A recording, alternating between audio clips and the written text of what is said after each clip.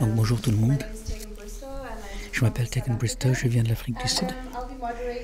Je vais animer pour ces deux personnes aujourd'hui, ces deux merveilleuses personnes. Nous avons perdu quelqu'un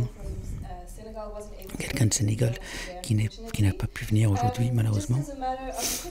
Mais juste une petite présentation pour moi et qui je suis. Avant de passer aux artistes, je vais vous montrer quelques images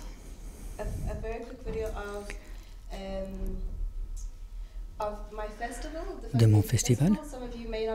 Vous ne savez peut-être pas qu'il y a ce festival Fakujezi, pardon.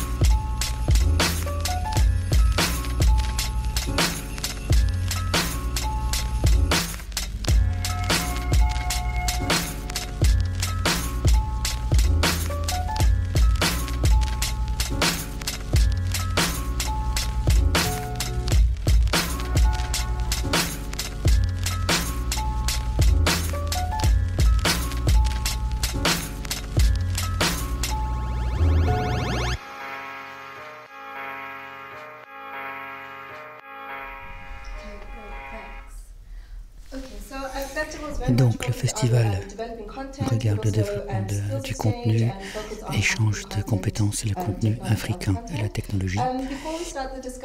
Avant de commencer sur la question posée ici, je vais laisser Gendo se présenter. Donc je m'appelle Mundo Kei, je suis basée à Nairobi, je suis réalisatrice, je travaille dans les médias mixtes, principalement le documentaire, l'animation, mais aussi dans l'impression, dans le dessin. L'année dernière, j'ai fait mon premier film en 360, Nairobi Berries. Voici des images de ce film. Il y a un peu d'animation aussi que j'ai intégré dans l'espace 360. C'est pour ça que je suis ici et vous pouvez regarder Nairobi Berries dans le programme VR en bas.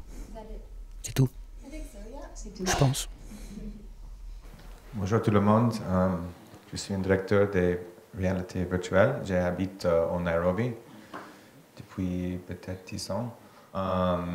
Je suis ici aussi parce que j'ai un film que j'ai fait avec cet homme là-bas, Sam Olsen, We Who Remain.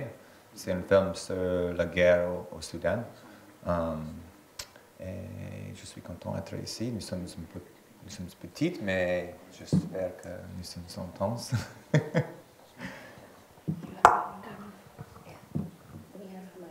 Great. Do you want to show any of that short video? Yeah. Tu veux passer un petit bout de vidéo? Bonjour tout le monde, je suis un directeur de réalité virtuelle. J'habite au Nairobi depuis peut-être 10 ans. Ça s'appelle Nuba Reports. On peut passer un petit extrait. Generations of Sudanese have grown up in conflict.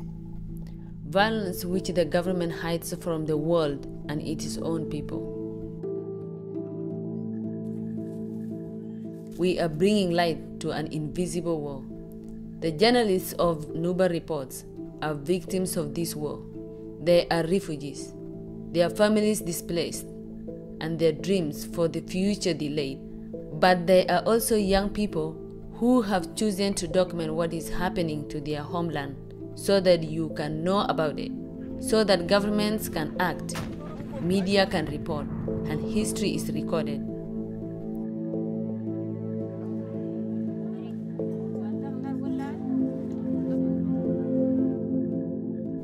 They work on the front lines of the battlefields, in refugee camps and remote villages, places where NGOs and journalists are banned.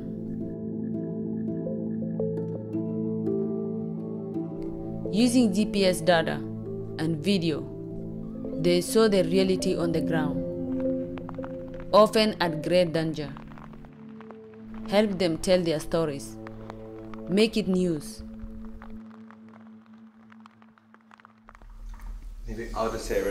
Donc, très brièvement, je suis photojournaliste depuis longtemps et documentariste. Ce projet et les projets avec lesquels je travaillais avec des journalistes locaux dans les zones de conflit, dans des régions qui étaient alignées avec le Sud quand le Sud a gagné son indépendance. Il y a eu la guerre aussi dans ces zones. Ce projet est une façon de garder une lumière sur ce conflit oublié. Et le projet de réalité virtuelle est sorti de cela. Une nouvelle façon de raconter ces histoires. Et c'est ça qui m'intéresse. Merci. Donc la question qu'on doit discuter aujourd'hui entre nous, et on espère avoir quelque chose d'interactif, c'est est-ce que la création VR peut nous faire voir l'Afrique d'une autre manière. Nous avons regardé ça cet après-midi, hier après-midi, on n'a pas choisi nous exprès, et on était un peu critique de cette question. Premièrement, parce que est-ce que des créations VR peuvent nous faire voir, c'est qui nous, qui est le nous? Je suppose que c'est des gens en France qui ne sont pas en Afrique. Donc ce n'est pas nous qui sont censés répondre à cette question, mais on s'est posé la question sur les méthodes de production qui existent et comment nous, en tant que cinéastes sur ce continent, comment nous pouvons challenger cet espace et comment... Donc depuis très longtemps, le continent a été le sujet du regard européen et c'est ce qu'on a vu du continent. Et ce qu'on veut faire maintenant, c'est d'avoir un autre point de vue, les gens du continent qui racontent leurs histoires. Et on travaille avec des communautés, avec Trevor. Il a parlé de ça, raconté des histoires de notre point de vue personnel. On s'engage entre nous par rapport à nos histoires plutôt que d'être vu de l'extérieur. Donc ce que je vais faire, c'est que je vais demander à Gendo et Trevor de parler de ça, des questions communautaires et le contenu qui sort de ça.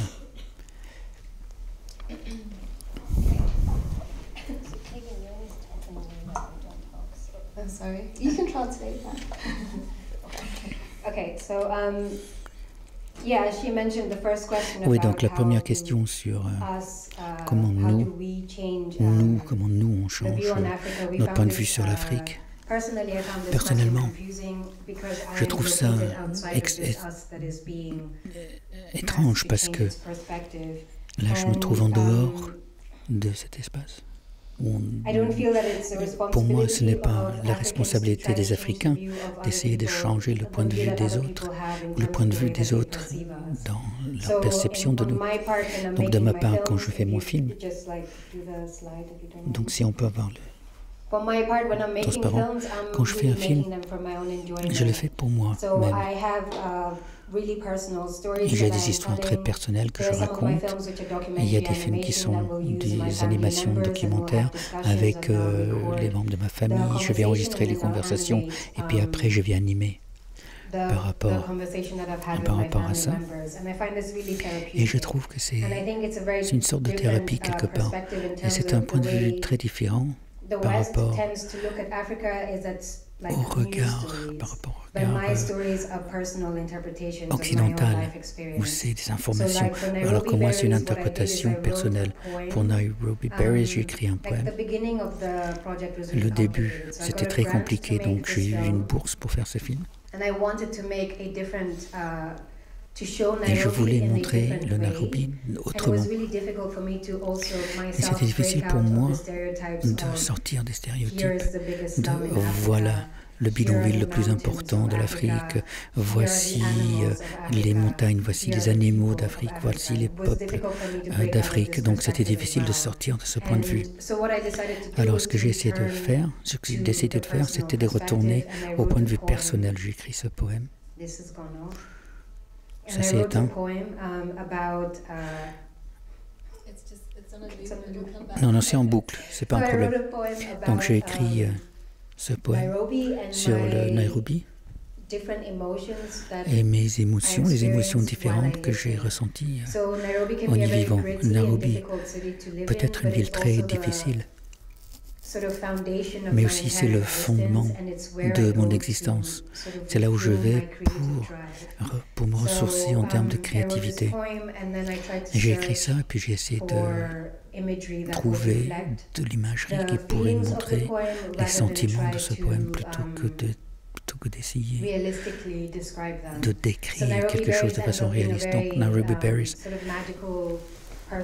c'est un espace intime, personnel, c'est plus personnel, c'est plutôt un espace de rêve plutôt que d'aller voir Nairobi, on voit ce qu'on voit à la télé par rapport à l'Afrique. Alors c'est une expérience personnelle. Donc je vous laisse rentrer dans mon espace émotionnel, mental. Et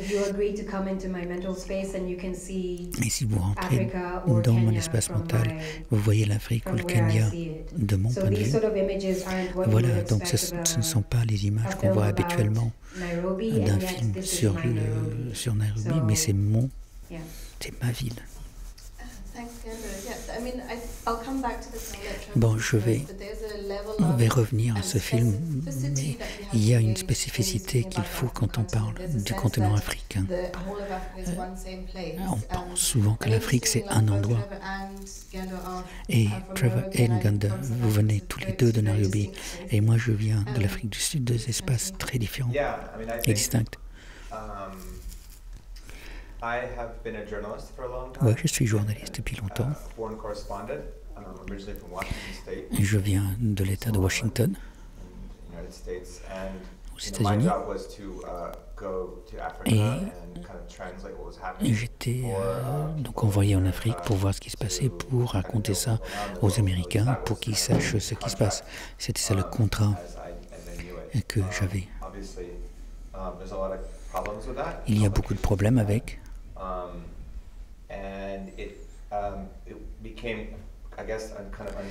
Et pour moi, ce n'était pas supportable. Et ce n'était pas supportable pour les gens qui doivent faire ça. Il y a des questions économiques, des questions fondamentales de la représentation. Et nous entrons dans une phase très intéressante où cela est challengé en Afrique et en dehors de l'Afrique. Ce que l'on accepte comme étant la norme et comment on représente les autres endroits, en fait, ça change. En tant que photographe, il y a quelques images là, des portraits. Donc, comme pour moi, au Soudan du Sud, il y a la question qui se soulève. On prend une photo.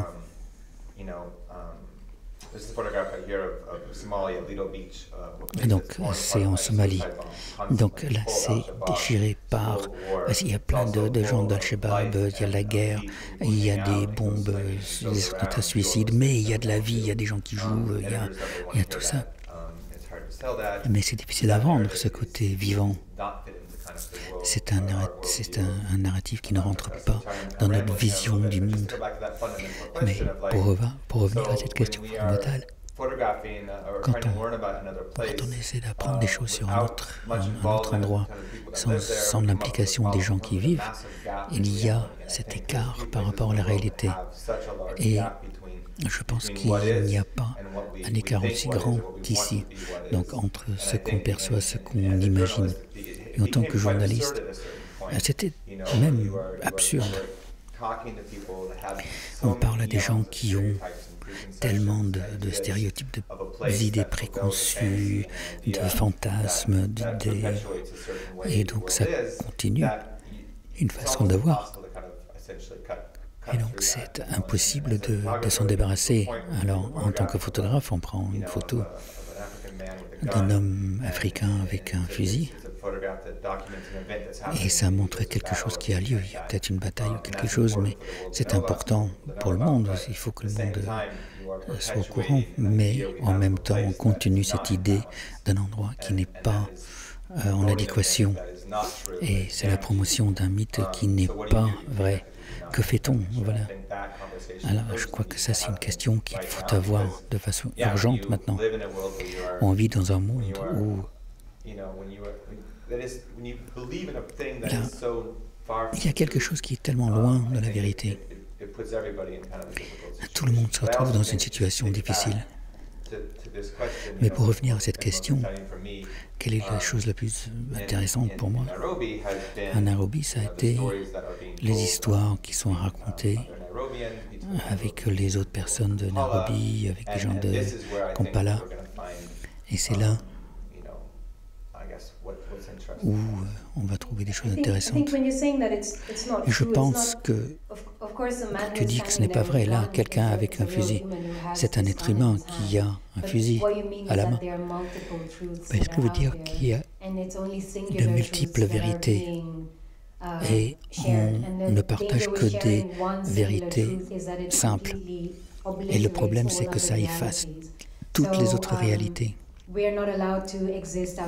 Nous n'existons pas en dehors des réalités que les autres ont de notre existence. Si on pense que Nairobi s'est rempli de bidonvilles et de dangers, là, on ne peut pas vivre les pays de rêve. Donc ça, c'est proche de ma maison. Là, moi, je vis dans un appartement sur une des villes principales et de l'autre côté de la rue. Il y a cette petite forêt qui recycle des bateaux qui sont ramenés de la côte pour les transformer en meubles. Et c'est à 500 mètres d'une route principale. Mais on ne voit jamais ça à la télé. Mais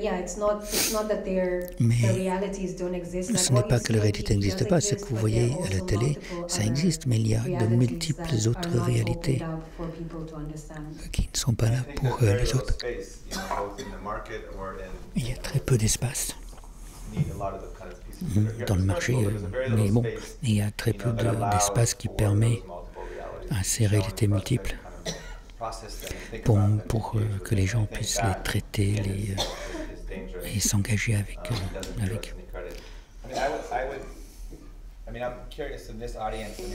Ici dans le public, qui sont les créateurs ici de médias?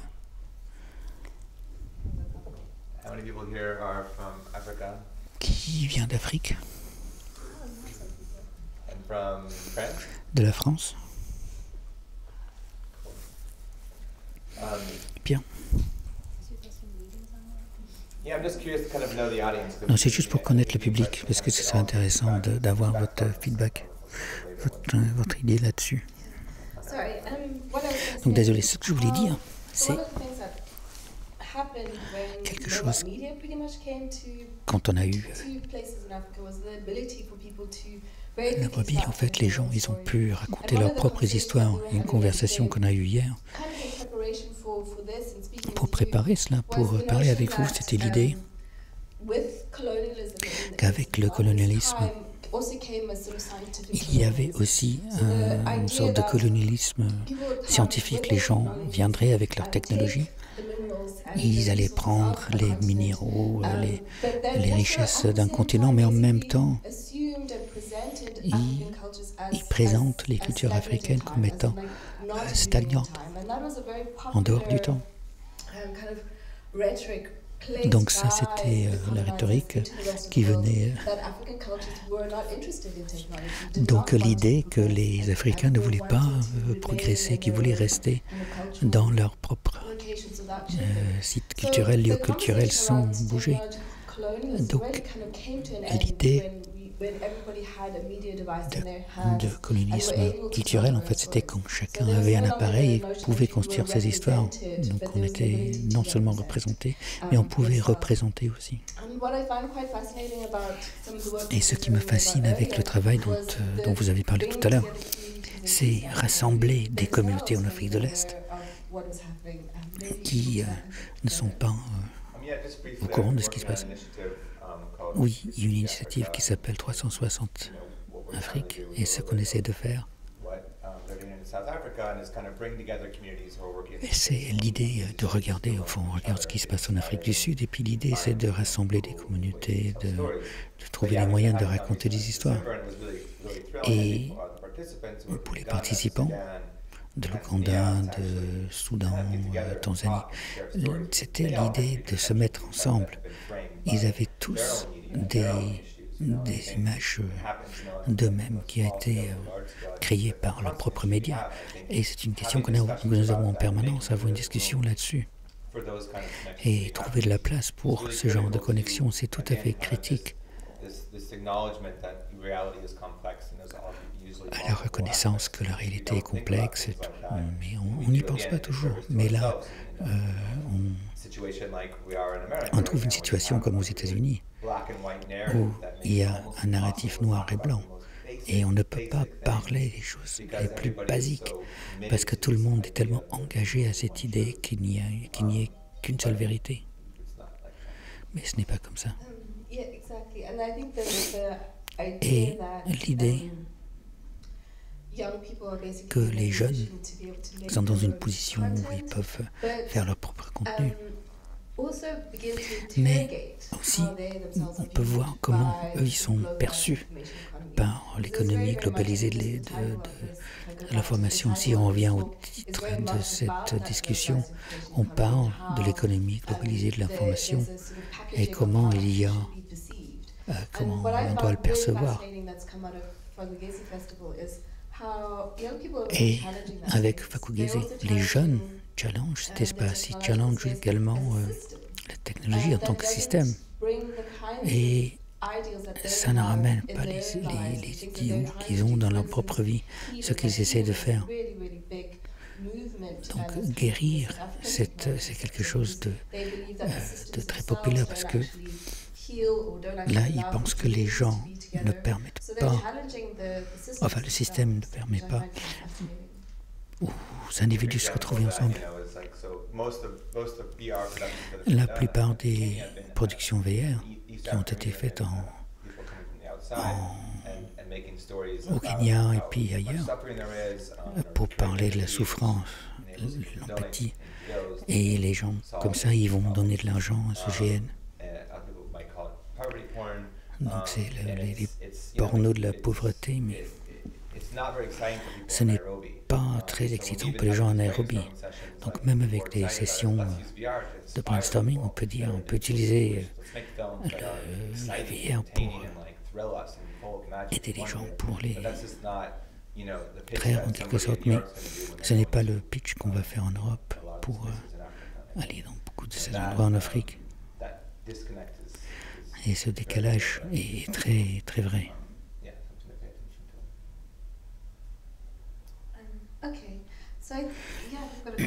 Oui, on a une question au fond.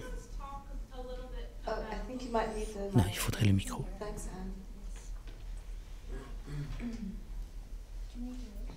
Yes, please. Sorry,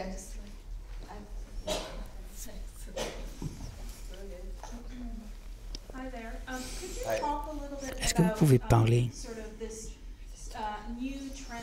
de cette nouvelle tendance d'afro?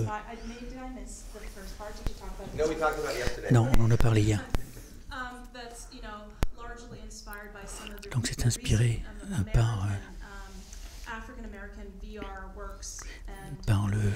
ce qui se passe avec les laboratoires, avec ce genre de choses, pour la construction du monde. Comment est-ce une vision colonialiste et quelle est la contre-vision? Alors quand j'ai fait mon film, on m'appelait une afrofuturiste. Je ne sais pas s'il y avait un bouton abonné, mais non, je ne l'ai pas appuyé. Je me suis trouvé là, mais je ne sais pas exactement ce qui fait que je serais afrofuturiste, mais bon. Là encore, c'est comme avec la diaspora, la culture afro-américaine noire est très dominante, même quand on parle de quelque chose comme Afropunk, qui est arrivé au continent. Ça a commencé au mois de décembre en Afrique. Je vois que c'est la recherche d'un patrimoine africain ou de se retrouver comme quelqu'un d'origine africaine dans la diaspora. C'est un peu problématique parce que c'est très sélectif en termes de ce que l'on pourrait utiliser pour se défendre. Donc quand on voit tout un continent, pour décider ce qu'il faut choisir et à utiliser pour sa définition de soi, on va commencer là où c'est le plus intéressant. Là, vous venez déjà d'une perspective western et les choses les plus importantes pour vous seront définies par ce qui est prédonné. J'ai habité peut-être 5 ans aux États-Unis, il y avait ce que j'ai trouvé une connexion à l'Égypte et au pharaon. Et les gens ils se revendiquaient de ce patrimoine égyptien. Et je trouvais ça pas bien parce que ça se trouvait de l'autre côté du continent. Et puis les gens aux États-Unis, enfin les gens en Égypte ne ressemblent pas à des gens donc là, c'est une célébration de l'Afrique, mais c'est une Afrique très, très sélective, très bien sélectionnée. Si je suis éleveur et je fais pousser du thé, j'ai une ferme laitière, là, je ne rentre pas dans ce qui a été fêté dans Wakanda. Même à la fin, ils ont dit que peut proposer votre pays. Et répondre, on n'est qu'un pays d'agriculteurs. C'est aussi, là, il y a une dévaluation pour tous ceux qui travaillaient de façon normale. Donc, juste pour ajouter, l'Afropunk qui est arrivé à Johannesburg, il y avait des gens qui se sont vraiment fâchés, mais bon, il y avait une fête énorme, beaucoup de musique. Mais c'est pourquoi les Américains viennent ici nous apprendre à être africains. Et les premières critiques, c'était d'aplatir la conversation qui sortait du continent. Donc on suppose qu'ils font partie du genre nord-américain, mais ils ne regardaient pas les détails de ces technologies. Donc ça, c'est quelque chose qui est un vrai plus pour nous. Je pense que Kwanzaa, par exemple, je n'avais jamais entendu parler de Kwanzaa avant d'aller vivre aux États-Unis. Et c'est fêté comme étant une vacance afro-américaine, mais avec des racines africaines.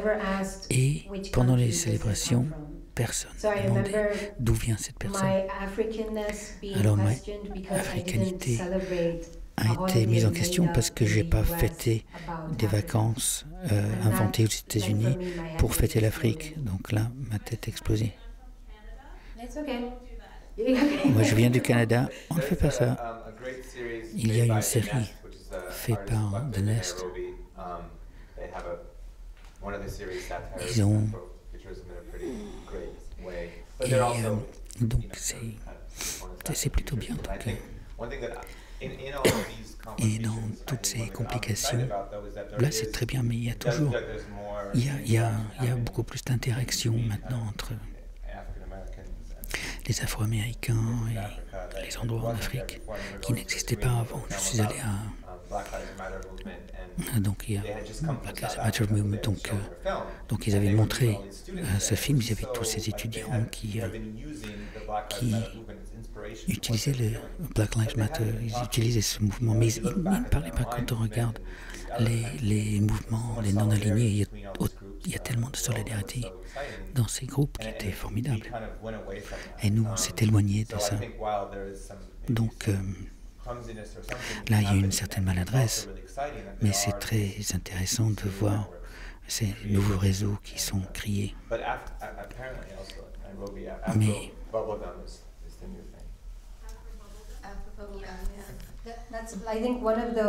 je crois que l'une des façons, vous voyez, si on peut s'éloigner un petit peu de ces perspectives qui aplatissent absolument tout, si on veut plonger dans l'industrie de la création, Instagram, c'est sans doute le truc principal.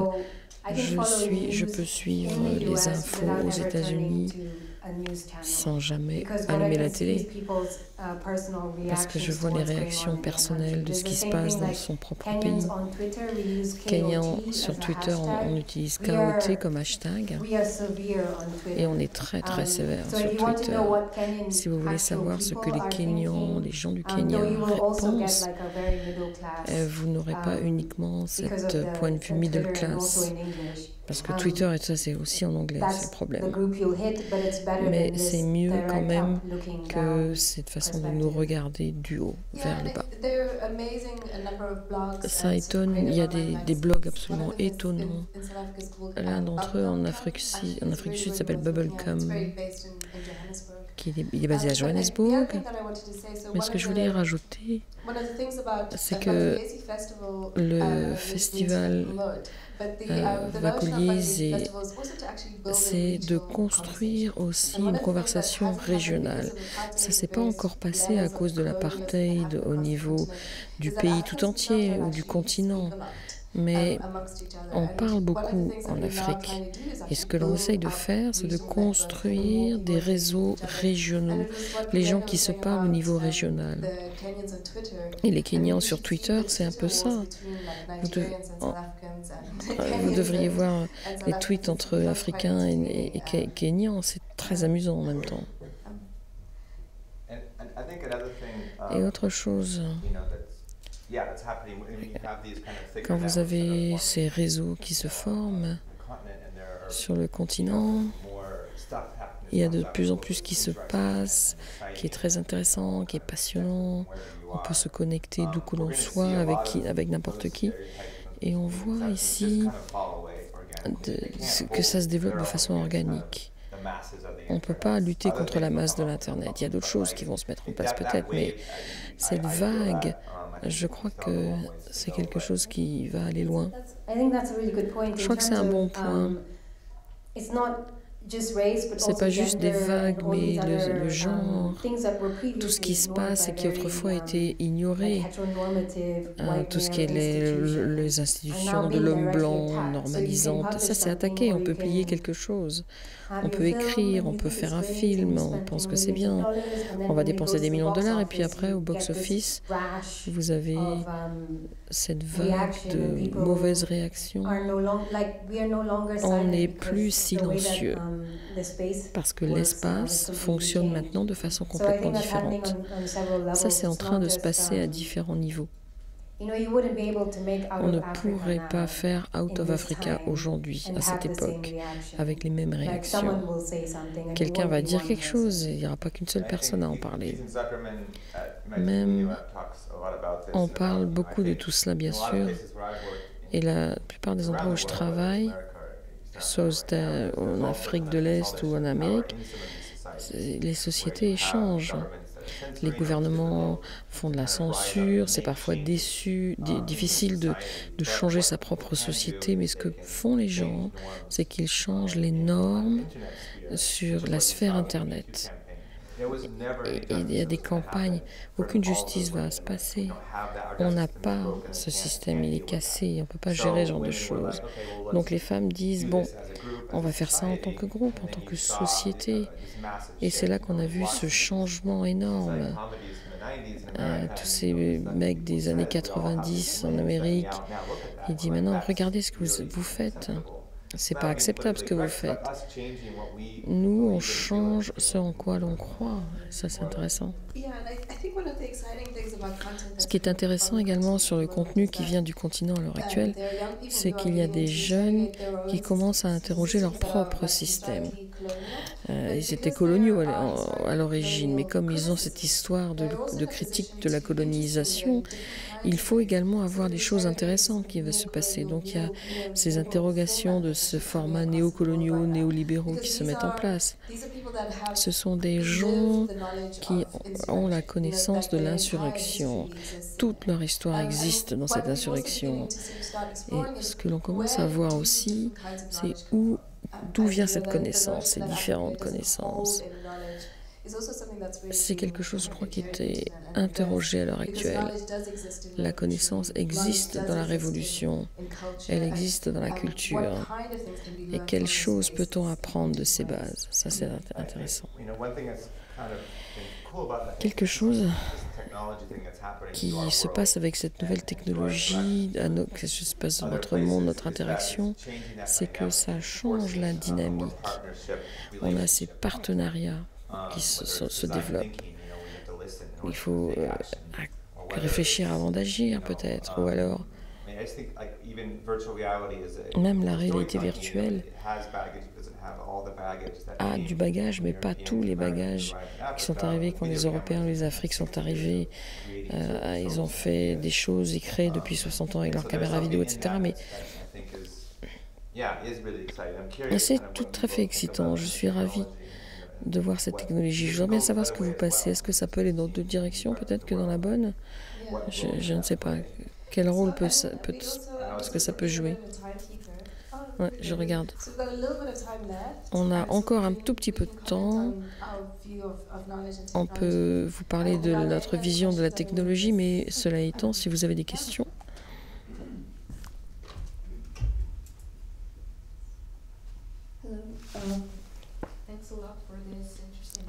Merci pour cette perspective intéressante. Je suis journaliste et je vais à beaucoup de festivals.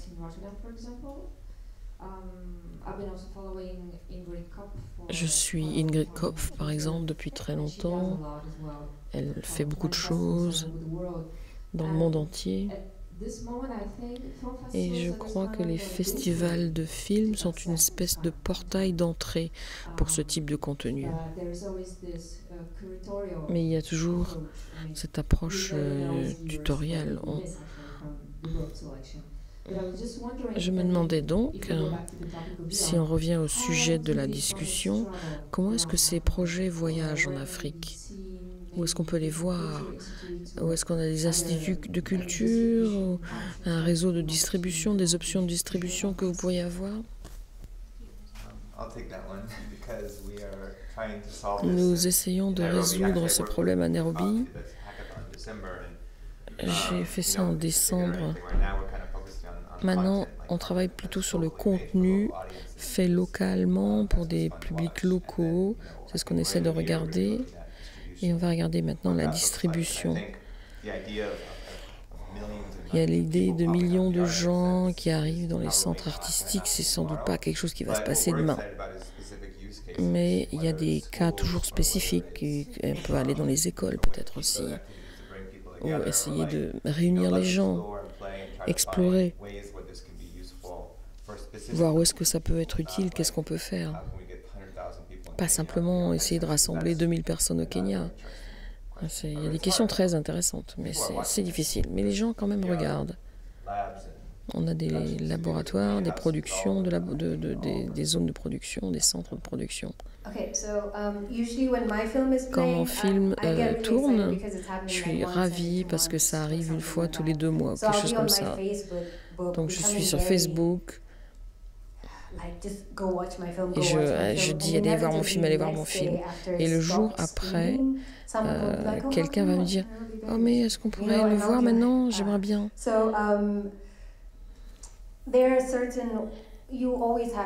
Vous devez toujours avoir une organisation qui s'implique dans le visionnage parce qu'il faut louer de l'équipement pour la projection.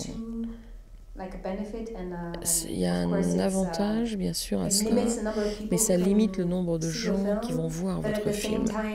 Mais en même temps, en ce qui concerne mon travail, je crois qu'il y a des façons de se cacher dans ce pays.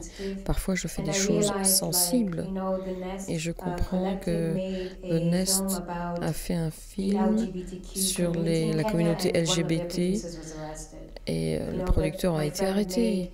Mon ami a fait un LGBT, un court-métrage au Kenya, et elle a été nominée pour un award. Donc une fois encore, on est dans l'espace qui peut vous permettre d'effectivement contourner le gouvernement parce qu'on n'a pas, ils ne comprennent pas qu'est-ce qui se passe, ils ne comprennent pas et je pense que les gens regardent et ils vont pas faire attention à ça. J'ai des contenus sensibles que je veux explorer et je pense que le faire en VR va me permettre de le faire. Ça va me permettre de sélectionner un public et même les membres de ma famille vont pas forcément toujours savoir ce que je suis en train de faire. Il y a deux aspects au VR, effectivement, au RV. Pour moi, l'industrie elle-même, d'un point de vue régional, ne sont pas là pour soutenir la distribution. On en parlait hier. Nous essayons de savoir comment on peut travailler de façon plus active sur la distribution dans les régions. Je crois qu'il y a plusieurs possibilités de boulot là. C'est très bien pour nous. Les gens ont tellement envie de faire des choses. Ça se passe à Nairobi, ailleurs, ils achètent des caméras, etc. Donc on a cette opportunité et on investit là-dedans. Et dans ces gens, il y a des gens qui font des choses et qui n'ont pas forcément des degrés universitaires. Ils ont forcément une caméra et puis une bonne idée. Et il y a un moment où je crois où on peut voir ce qui se passe et que des choses intéressantes sont en train de se passer.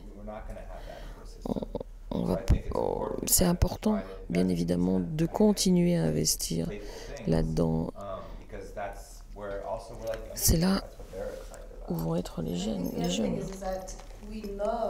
On sait, et c'est très politique, on sait qu'il y a des choses très intéressantes et des histoires fabuleuses qui arrivent de la base.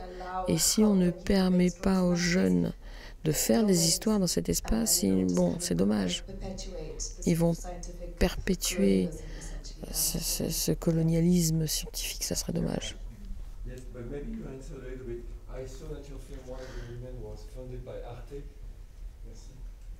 J'ai vu que votre film a été financé par Arte. Et pourquoi en VR et pas en reportage plus traditionnel ? En fait, on fait un reportage qui va sortir aussi au moment où on va lancer notre version réalité virtuelle, Touchons du bois. Mais nous avons décidé de faire ce film. Une fois encore, je travaille pour Nairobi Reports, pour le contenu depuis 5 ans. On travaille avec PBS, avec Al Jazeera. C'est un documentaire qui est un peu plus traditionnel. Et on veut faire quelque chose de différent ici, qui va emmener les gens. Des choses qui ont été dont on ne s'occupe pas, il ne se passe rien d'un point de vue communication. Donc ça, c'est une solution, la réalité virtuelle. Ça a été un long voyage, vous savez. Et il a fallu montrer ça aux gens du Congrès, du Sénat. Il faut changer la conversation sur cet endroit. On va dire, voilà ce qui se passe, voilà ce qui est en train de se passer. Et on est très soutenu par Arte, bien sûr, qui nous permet d'avoir un public plus large encore. En tant que réalisateur et photographe, il y a beaucoup de choses dans ce film que j'aurais pas pu faire avec une simple caméra. Il y a des scènes. Je ne sais pas si vous l'avez vu, allez le voir. Et on est avec des enfants dans une sorte de cave, une grotte, on ne peut pas s'échapper, on tourne, on n'aurait pas pu faire ça normalement. Et en tant que narrateur, je cherche une façon d'expliquer aux gens comment vous expérimentez, vous, les choses. Et le plus près possible qu'on peut aller de la réalité, le mieux ça marche. J'aime bien l'idée de votre propre réseau caché, finalement, et d'infrastructures qui sont à l'extérieur des institutions. Pourriez-vous parler un peu plus de ces réseaux? Quels sont-ils? Où est-ce que vous vous réunissez? Est-ce que les gens qui font partie de ces réseaux peuvent avoir accès à ces espaces? Surtout en dehors de l'Afrique, est-ce qu'on peut avoir accès à cela? Ou est-ce que c'est très local? Une communauté très locale? Ce n'est pas fermé, bien sûr, à aucun niveau. C'est plutôt une question d'infrastructure. Les infrastructures gouvernementales, etc., dans les pays, n'existent pas forcément. Donc vous avez des petites communautés de gens qui travaillent ensemble pour construire des choses, qui s'engagent. Et c'est absolument pas fermé à aucun niveau, bien sûr. ce que l'on veut faire, c'est avoir plus de praticiens, des gens comme vous, qui vont dans les festivals, qui nous visitent, qui nous rendent visite, pour rencontrer ces gens, voir un peu ce qu'on fait. Il faut exporter ce qu'on fait. Alors pour moi, je vais vous laisser parler de ce qui se passe à Nairobi, mais à Johannesburg, il y a des choses comme William Kendrick, qui est un artiste sud-africain. Il a commencé une sorte de studio où il se fiche, il donne de l'argent et du temps aux gens de Johannesburg. Lui, il se concentre sur Johannesburg. On a une saison numérique, par exemple. Une grande exposition a été faite, qui a commencé dans des galeries d'art, des galeries un peu spécifiques. Et ça, c'est une personne. Il y a différents individus là-dessus aussi.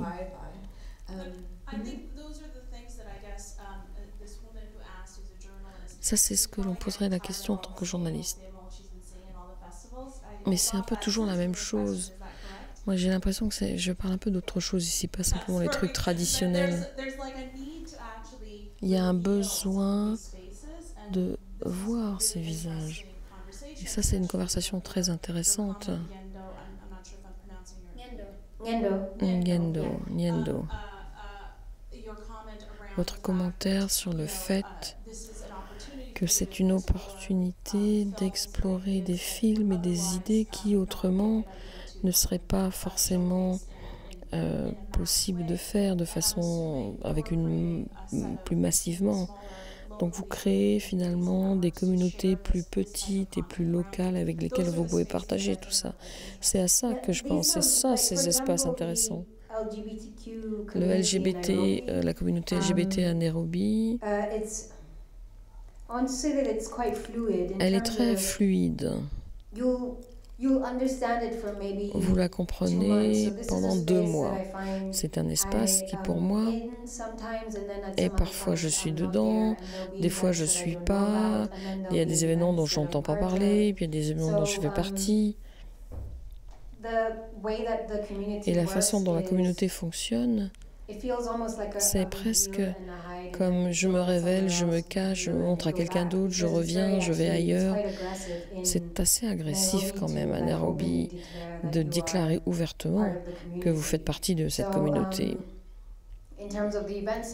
Donc en termes d'événements organisés, de fêtes, de célébrations, d'expositions, des fois vous allez à une expo qui est très LGBT et puis vous ne comprenez pas tout de suite que c'est ça que vous regardez avant d'arriver sur place. Nous avons des parties, des fêtes où vous découvrez le jour même de la fête que la fête a lieu, ou alors vous allez découvrir où est l'après-fête.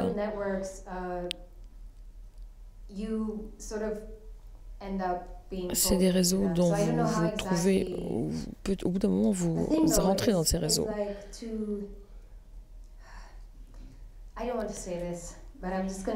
Je vais dire, même si je ne veux pas le dire, parce que c'est vrai, les gens comme le Gothic Institute ou l'Alliance française réservent de l'espace pour des gens à Nairobi.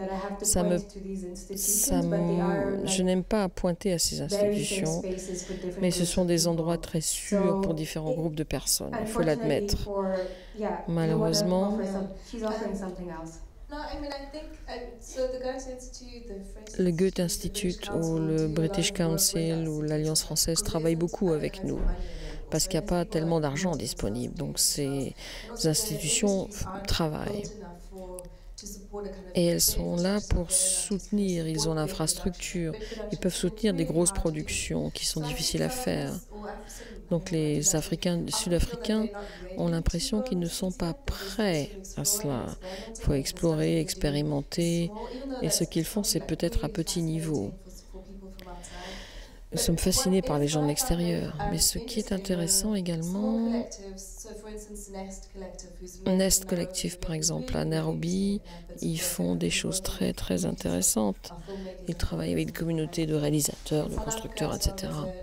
En Afrique du Sud, on a un autre Nest, qui s'appelle Crate of Nestling. C'est une organisation qui met ensemble des gens du numérique et d'autres systèmes. Il y a un festival qui offre des résidences. Donc, lentement mais sûrement, ces communautés s'ouvrent parce qu'il n'y a rien d'autre. Donc, elles essayent d'aider et d'offrir des soutiens. Mais il n'y a pas beaucoup de budget, malheureusement.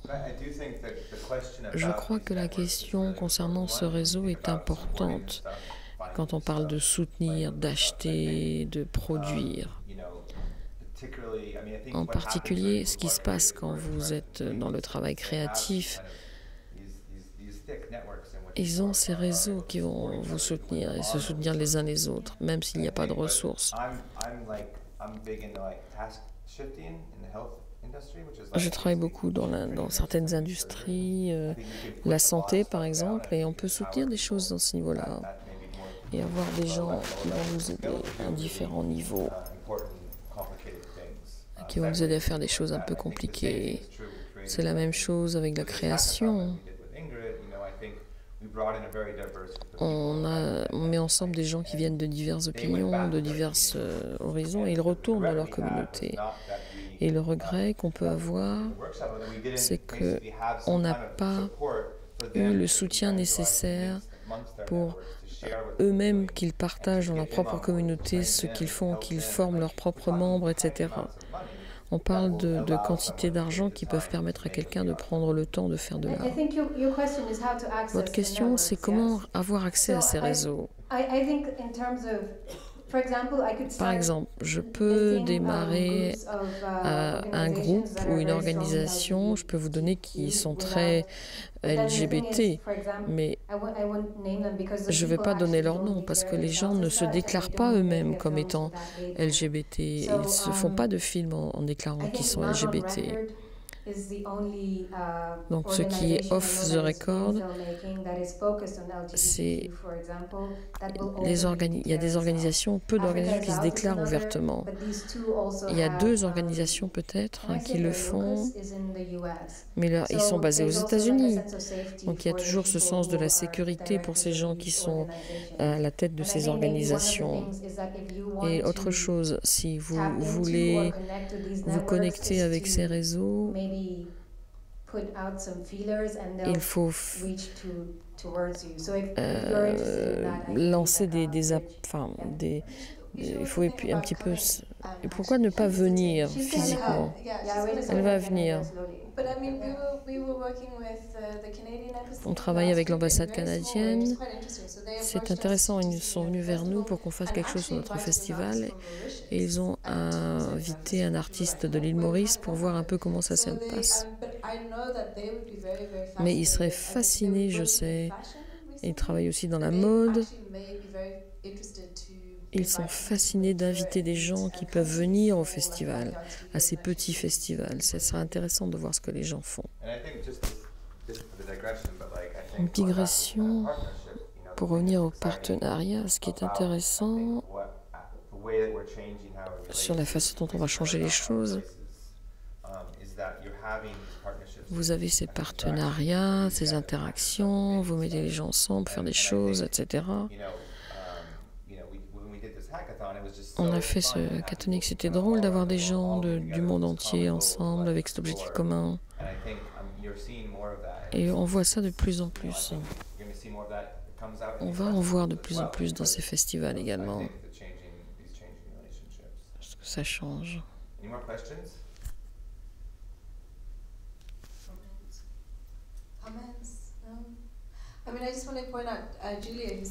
Julia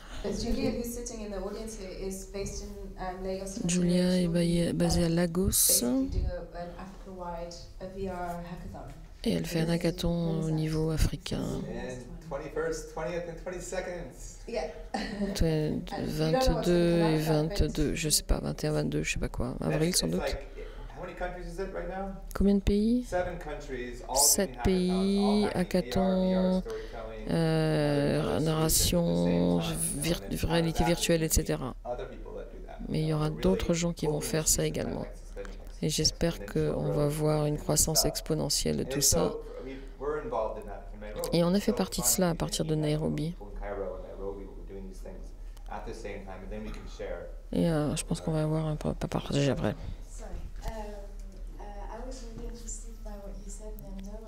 Vous avez parlé, vous avez dit que la technologie est une sorte de protection. Ma question, c'est pourquoi est-ce que la création en réalité virtuelle peut nous faire voir l'Afrique d'une autre façon, plutôt que d'autres formes? La technologie elle-même peut-être? Vous êtes protectif parce que pas beaucoup de gens peuvent le voir ou peuvent voyager, mais est-ce qu'il y a autre chose que la technologie elle-même qui peut avoir un autre impact? La réalité virtuelle, il y a eu beaucoup de discussions sur la façon dont ça peut augmenter l'empathie que les gens peuvent avoir pour ceux qui vivent loin d'eux. Et le danger, c'est de penser que la réalité virtuelle va augmenter l'empathie. Je ne suis pas sûre. Quand cet homme demande s'il peut avoir de la vie transmise, des zones de danger où on fait des expériences. C'est comme expérience 360 dans une zone de guerre. Si on veut être prêt pour sentir de l'empathie pour un autre être humain parce qu'il est différent de vous, parce qu'il a un nom différent, une langue différente, alors il faut questionner la raison pour laquelle votre empathie n'existe pas. Alors sinon, sauf si vous vous sentez proche de lui, parce que peut-être que on voit cet homme en train de mourir en 360 comme si c'était vrai. C'est problématique pour moi. C'est pas une façon de développer l'empathie, c'est un cauchemar avec lequel je ne veux rien avoir à faire. Cette question pour moi, c'est une question pour que les gens réfléchissent et qu'ils se demandent comment j'augmente mon propre sens d'empathie pour les autres êtres humains qui sont loin. Donc c'est quelque chose sur lequel on doit travailler. Moi, je ne vais pas essayer de développer de l'empathie de la part d'autres, je vais faire des films et les gens vont les aimer ou pas. Thank you.